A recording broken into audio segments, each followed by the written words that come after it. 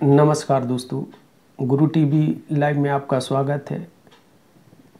सभी को पता है कि सहारा प्रमुख के निधन के बाद माननीय ओपी श्रीवास्तव जी है जो सहारा इंडिया की कमान संभालने वाले हैं, अर्थात सहारा इंडिया के चेयरमैन बनने वाली हैं। सभी को आशा है कि भाई ओपी श्रीवास्तव जी हैं जो नए प्रबंधक बनने के उपरांत सम्मानित जमाकर्ताओं का भुगतान मिलेगा कि नहीं मिलेगा और किस प्रकार मिलेगा। तो मैं इसी संबंध में कुछ आपको बताना चाहता हूँ कि जहाँ तक मुझे जानकारी है, भोपाल में माननीय सहारा प्रमुख आए हुए थे, ओपी श्रीवास्तव जी भी थे। तब हम लोगों ने कहा कि सर क्यू साहब का पैसा, क्योंकि रियल एस्टेट से रियल एस्टेट कहना चाहिए और हाउसिंग का पैसा है जो हम लोगों ने क्यू साहब में परिवर्तित किया और उसका समय नज़दीक है और जमाकर्ता अपने पैसों की मांग कर रहे हैं। तो सहारा प्रमुख जी ने बोला कि ठीक है भाई, हम 50% पैसा आपका दे देंगे और 50% है जो री इन्वेस्टमेंट करेंगे। जो भोपाल गए थे उन सभी लोगों को पता है, लेकिन ओपी श्रीवास्तव जी ने सहारा प्रमुख का हाथ पकड़ लिया और बोला कि नहीं प्रबंधक महोदय, टोटल री इन्वेस्टमेंट।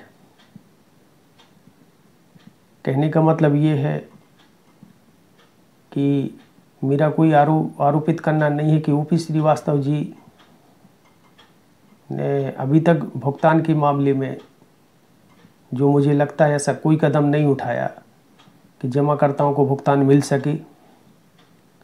ये कहना सहारा प्रमुख से 1% और ज़्यादा ही है।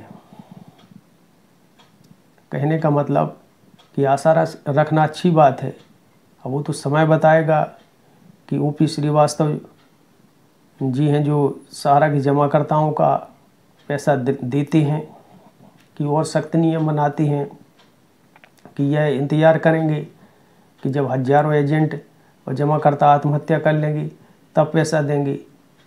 तो ऐसा लग रहा है कि वर्तमान परिवेश में इसी प्रकार की गतिविधियां चल रही हैं कि जहां ना भारत सरकार को मतलब है, ना माननीय सर्वोच्च न्यायालय को, और ना ही सहारा, कहना चाहिए वो सहारा प्रमुख तो है नहीं, ओपी श्रीवास्तव जी को।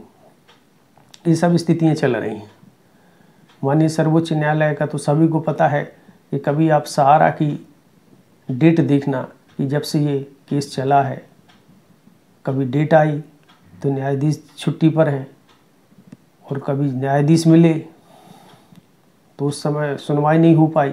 इस तरह से यह केस 11-12 वर्षों से चल रहा है और इसमें जनता का कानून पर विश्वास कम होता जा रहा है।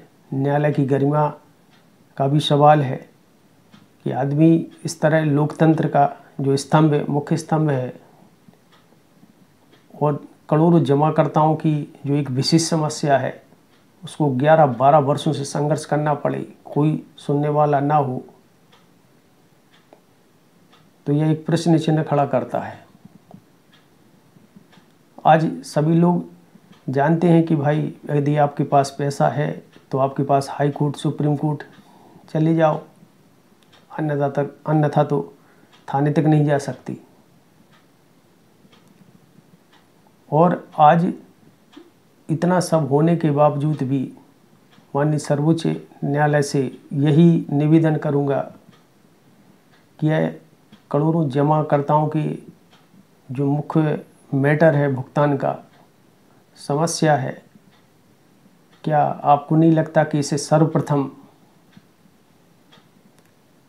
प्रकरण, जो केस आपके पास है, उसको सर्वप्रथम रखना चाहिए?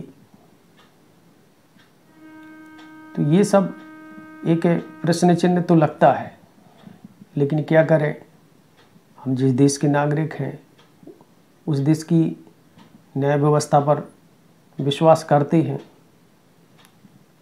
और आज स्थिति और गंभीर होती जा रही है कि सहारा रिफंड पोर्टल पर किस तरह डिफिशियंसी कम्युनिकेट करते हुए दावों को निरस्त किया जा रहा है। कह रहे हैं कि भाई हो जाएगा। भाई उसमें जो एजेंट हैं वो अत्यधिक परेशान हैं। जमाकर्ताओं द्वारा उनसे प्रश्न चिन्ह किया जा रहा है कि भाई ये आपकी दस्तावेज इसमें क्यों आ रहा है मिस्टेक, कि आपने पैसा जमा नहीं किया। जबकि सभी को पता है कि ईमानदारी पूर्वक आपका पैसा जमा किया गया है, पूर्व द्वारा प्रमाणित भी हो चुकी है। मैच्योरिटी समेत भुगतान की लिस्ट भी जारी हुई थी, क्योंकि हाई कोर्ट गए थे, लेकिन पैसा नहीं दिया गया। और आज उन्हीं खातों को जब डिमांड किया गया तो उनको ये बता रहे हैं कि डिफिशियंसी कम्युनिकेटेड, आपका मास्टर फॉर्म नहीं है, शेयर फॉर्म नहीं है। तो भाई ये किसकी जवाबदेही? भाई यदि हम बैंक में भी खाता खोलेंगे तो बैंक क्या, जो हम फॉर्म भर के देते तो बैंक कहना चाहिए कस्टमर को देती है कि अपने पास रखती है? तो यह तो सहारा इंडिया की गलती है। और जब तक माननीय सर्वोच्च न्यायालय कोई गंभीर डिसीजन पेनाल्टी सहित, जिस प्रकार पूर्वत दिया गया था कि 15% ब्याज समेत भुगतान, इस प्रकार का आदेश जारी नहीं किया जाएगा, तब तक सहारा इंडिया के चाहे अधिकारी हो चाहे मैनेजमेंट सिस्टम हो सुधरने वाली नहीं है। तो कहने का मतलब यही है कि हम लोग ओपी श्रीवास्तव जी से क्या अपेक्षा रखें? भुगतान मिलेगा कि पूर्वत की तरह है जो आश्वासन और के बाद आश्वासन ही मिलेगा? ये तो आने वाला समय भी बताएगा।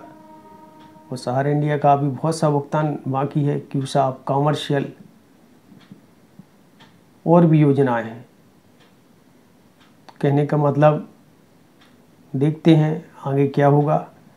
आशा करता हूँ कि यह जानकारी आपको अच्छी लगी होगी, और जानकारी अच्छी लगी हो तो वीडियो को लाइक व शेयर करें, चैनल को सब्सक्राइब करें। जय हिंद, जय भारत।